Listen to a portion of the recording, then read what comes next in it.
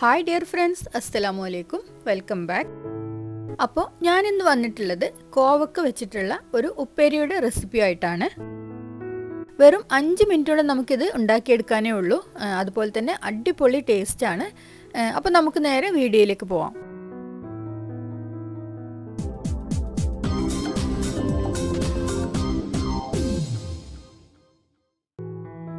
അപ്പോൾ നമ്മളുടെ ഉപ്പേരി ഉണ്ടാക്കാനായിട്ട് ഞാനിവിടെ കോവയ്ക്കൊക്കെ നന്നായിട്ട് കഴുകി വൃത്തിയാക്കി വെച്ചിട്ടുണ്ട്. ആദ്യം തന്നെ ഇതിൻ്റെ 2 സൈഡും ഞാനൊന്ന് കട്ട് ചെയ്ത് കൊടുക്കുന്നുണ്ട്. ഇനി ഇത് നമ്മൾ ഇതേപോലെ നീളത്തിൽ അരിഞ്ഞെടുത്തിട്ട് ചെറിയ ചെറിയ പീസുകളായിട്ട് അരിഞ്ഞെടുക്കുകയാണ് ചെയ്യുന്നത്.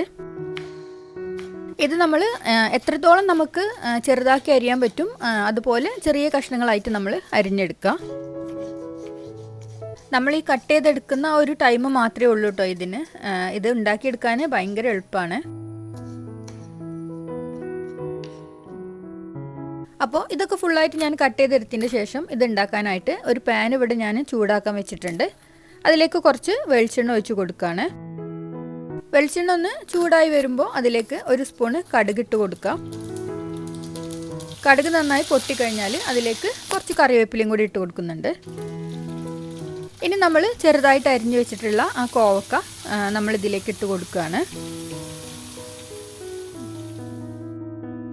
ഇതിലേക്ക് ആവശ്യത്തിനുള്ള ഉപ്പും കൂടി ചേർത്തിട്ട് എല്ലാം കൂടി നന്നായിട്ടൊന്ന് ഇളക്കി കൊടുക്കുക.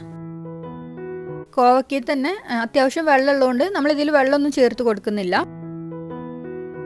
നന്നായി ഇളക്കി കൊടുത്തതിന് ശേഷം ഇത് ചെറിയ തീയിൽ ഒരു 5 മിനിറ്റ് ഒന്ന് മൂടി വെച്ചിട്ട് വേവിച്ചെടുക്കണം. ഇത് വെന്ത് വരുമ്പോഴേക്കും നമുക്കിതിലേക്കുള്ള തേങ്ങ ഒന്ന് ചതച്ചെടുക്കണം.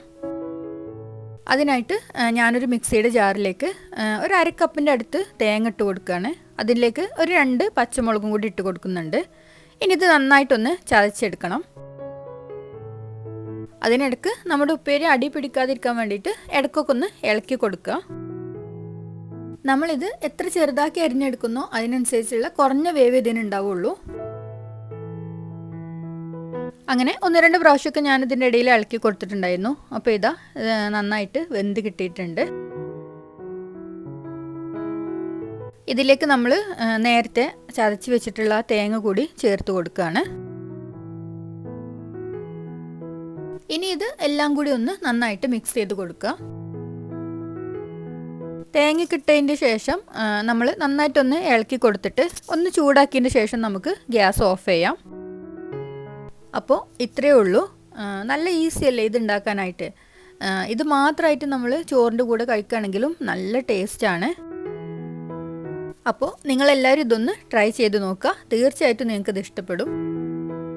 ഇനി ഇതുപോലെ നല്ലൊരു വീഡിയോയുമായി വീണ്ടും കാണാം. Good bye.